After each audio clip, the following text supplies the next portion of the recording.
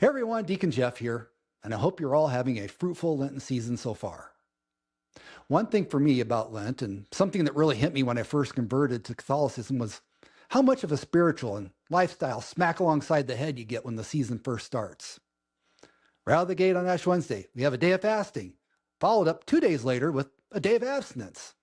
So I can speak firsthand to how, on the surface, Lent looked like one big season of penance, 6 weeks of denying herself for the Lord. But if we go past the surface, we can realize that at the heart of the Lenten season is a profound paradox. What seems like a loss is actually a tremendous gain.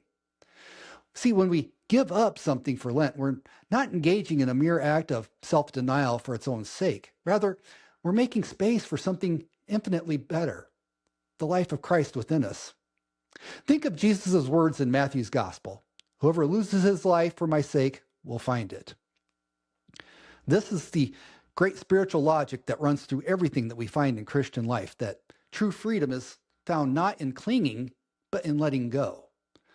The world tells us that happiness comes from acquiring more comfort, more pleasure, more control. But the gospel shows a different path, one where real joy comes from surrender, from emptying ourselves so that we may be filled with God's grace.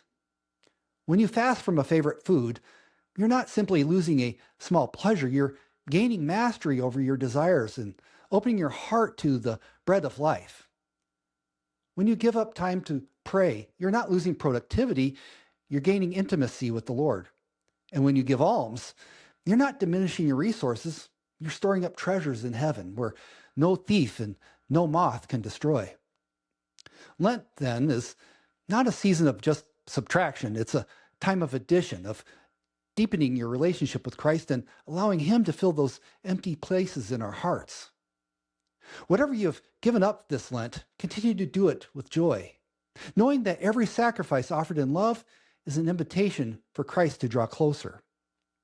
So, if you're at the point of Lent where you might be focusing merely on what you're losing, instead, try to fix your eyes on what you're gaining: a heart more attuned to God, a spirit more free to love, and a soul prepared to embrace the fullness of Easter's glory that we will experience soon in Holy Week. So, thanks once again for not only watching my little episodes, but for your support and encouragement. It not only means the world to me, but it means that we can continue to do these and hopefully expand to a more long-form podcast. So, I'll see you soon for another Trust Me, I'm a Deacon, and may God's blessings be with you all.